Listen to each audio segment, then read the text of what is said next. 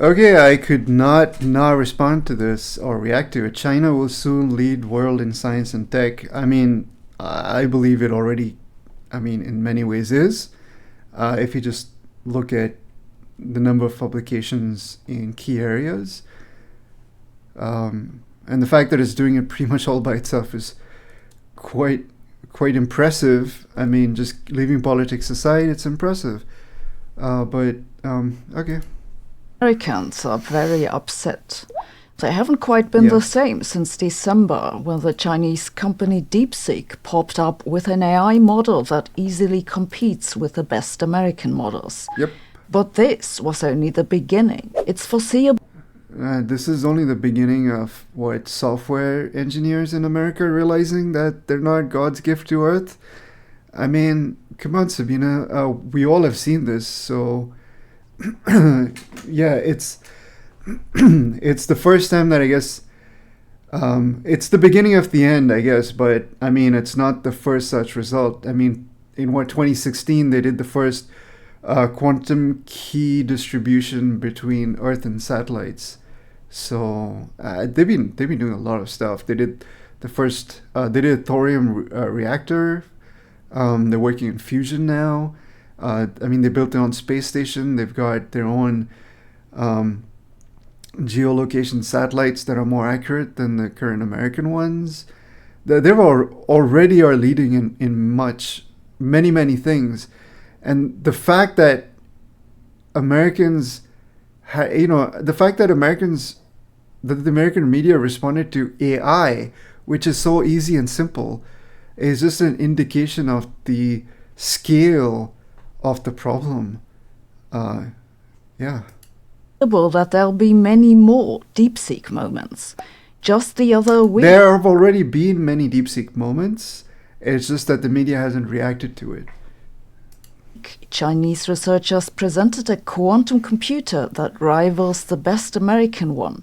Yep. A Chinese company released an autonomous AI agent which became wildly popular overnight. The Chinese government invested another $100 billion into new technologies. They're rapidly building up their own semiconductor industry, and at that rate, they'll be opening a wormhole to Andromeda next week. Yeah, I mean, this is what I'm saying. The U.S. needs to invest trillions into new research directions, and not just pour it down a tube like, in the overly corrupt fashion that seems to have been occurring, but make a dedicated effort. I mean, there just needs to be a movement. Like, it just feels that way. There needs to be a concerted movement, a trustworthy movement. I have a quick summary. It's like, it's like a burning need for a movement, like that's just, that just gets to the sand of the issue. It's like filling the U.S. coffers with, like infinite sand of like burning money. But yeah, this is a burning issue that we need to be solved. What am I talking? I don't know. I'm not talking politics at all. Should have been big news, but it wasn't. Just a week ago, researchers from the University of Science and Technology of China in Hefei announced remarkable progress with their quantum computer. It's called Suoxiongxi 3 after Suoxiongxi, a famous Chinese mathematician, and it works with superconducting circuits like Google's. In December, Google had reported that they were able to perform a calculation in 5 minutes. That would have taken a supercomputer 10 to the 25. Oh man, I don't know. Again, like, come on. Google. 5 years, though what the media reported instead was that they found evidence for a multiverse. The new Chinese system also has 105 qubits, the same as Google's Willow. The analyst firm Global Quantum Intelligence has found that the Chinese computer is basically on par with Google's in all measures, at least in this universe. The quantum computing race is definitely heating up. And then on March 5th, the Chinese startup Monica released Manos AI, which they described as the first general AI agent released to the public. It's designed to handle tasks like trip planning, stock analysis, and report creation without human guidance. Also, they say in their demo, and yes, that's very similar to the GPT operator demo, which we saw in January. At the moment, Manos is only accessible with invitation codes that have been traded online for prices exceeding $1,000. Many of the first users have been impressed, though some have claimed it's built on Anthropic's Claude. Next up, we have an announcement from the Chinese government that they've created a government-backed investment fund of approximately $138 billion that includes... This is how you do it. This is how you do it. This is how you do it.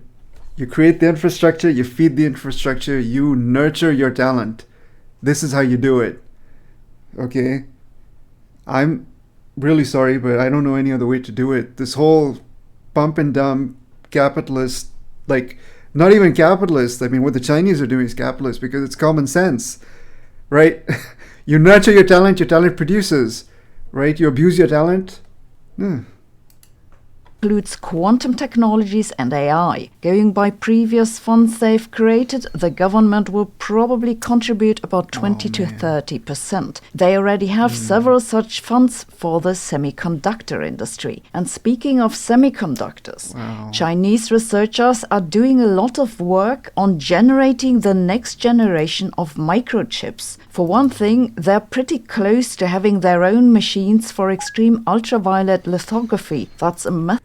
I mean, there really is in the US this burning need to alter the sands of time. There really is. Of producing microchips with extremely fine details. At the moment, the Dutch firm ASML is the only producer, but it seems like that monopoly is about to end. The Chinese are also developing atomic scale manufacturing, which is basically the next level of engineering. Whatever the next generation of smaller chips looks like. I mean, this is why, even a few years ago when I heard people say, like, oh, it's going to take the Chinese a decade to figure out like extreme UV stuff. It was just like nonsense. Look at the rate at which they're catching up. Like, look at the rate at which they're pulling ahead. They already have a 6th-gen fighter out there, man. And like, you know, like, what's the cost of China 6th-gen fighter? Do they have any? Here you go. China's the J36 and J610s crushed Lockheed prices by 14%. You know.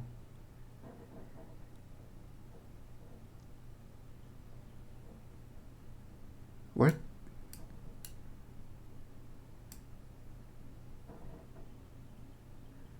With the price drug. Oh, this is on their stock. No, I'm talking about how much it actually cost them manufacture. Anyway. It's likely to involve this atomic scale manufacturing. Most of the research we see coming out of China at the moment is applied. They're very output oriented. We also see this in terms of output in the number of scientific articles. On that count, Chinese research output has overtaken. Well, I mean, look, yes, most of it is applied, but that's because they've got a broad-based ecosystem. So, you know, researchers that do non-applied stuff, maybe it's more competitive to get those jobs. But the issue that you're facing over here, Sabine, like, just take this to heart, is not that the funding needs to be switched over from basic science to applied science in the West. The issue is that we need to stem this this economic bleed. We're bleeding money and we don't know where. We need to identify the corruption, end it. There needs to be redistribution of wealth. And there needs to be more funding for applied science in addition to whatever else is going on. So there just needs to be more money, not a redistributions. Because otherwise the same thing, we're all fighting over shrinking parts of money, and that's not the answer. the US-American one already in 2015. In 2020, China took the lead in top-cited papers, and according to the South China Morning Post, also has the most top scientists. Yes, there are reasons to be somewhat skeptical of what the Chinese media says about China, but I think Americans finally understand that they can't just put it all down to propaganda. Yes, they All can't. of this is not so terribly surprising if you take into account that China's. But honestly, Sabine, I mean, there's still so much delusion in the US. I mean, it seeps through. Like, even I was watching a CNBC report and stuff, and one guy in the fusion sector, one of the CEOs was like, "Oh, quantity does not relate to quality," and it's just like, dude, the Chinese are doing both. Like, it's just absurd. Population is more than 4 times that of the United States. Yeah. But if you take that into account, it's also foreseeable that they'll likely pull significantly ahead in the coming decade. Well, yeah, because they're maintaining their cheap labor force. And before they run out of cheap labor, they already sort out places that they can reliably outsource some of the cheap labor without security issues, which, again, the US just threw it all away for some weird reason. And they started making their own robotic solutions. So they've got like dark factories now. I mean, used to rarely talk about China. They've got factories that are mostly operated by robots and just a few humans from start to finish. And that's becoming a trend. It's becoming a thing. People who go to East Asia, they're saying like even restaurants are run by robots now. And yeah, so like the whole image of Silicon Valley, it's really people who go from Silicon Valley to China and East Asia, they're blown away. They're like, whoa, hold on a second. It feels like I live in the boonies. So just let that sink in. Silicon Valley starts to feel like the boonies. So it's, yeah. Chinese research because it was too difficult to find any good information about it. But also in this regard, the situation has completely changed in the past years. On the most basic level, the quality and frequency of English press releases from Chinese institutions has noticeably increased, and they're also more present on social media websites that we Westerners frequent. The Chinese space station, for example, has a Twitter account. I find this an interesting development because it seems that as China makes advances in science and technology, it's also becoming more open. Okay, I'm not a quantum computer, but I want it to be Well, yeah, more open, not completely, but there's a push, there's a drive. But I think even if China became a bastion of free speech and democracy, I don't think the US wants to give up its #1 position in the world. And I don't really see it doing the steps that need to be done in order to maintain it. Record that I summarized in 5 minutes what would have taken Lex Friedman 10 to the 25 years. Is that evidence for a multiverse? Let me know in the comments. I have Harsh. a weak spot for good design, But fair. which is why I'm happy to recommend you check out the amazing hover pens from Novium. These pens. Okay. Yeah, I mean, good for you, Sabine. This is no one is gonna want to hear this. The people who want to talk about this are the ones that are being elbowed out and silenced, and blacklisted. This is just a reality in the U.S.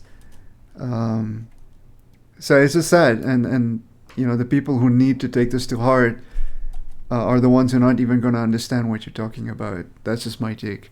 They won't even understand what you're talking about, and you'll be accused of doing fake science, fake news, and just fear mongering, and starting a panic, and the whole Chicken Little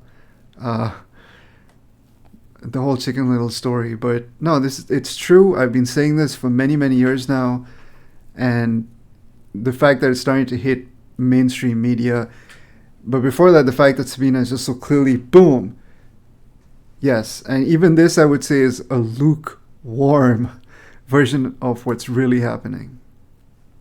Just let that sink in.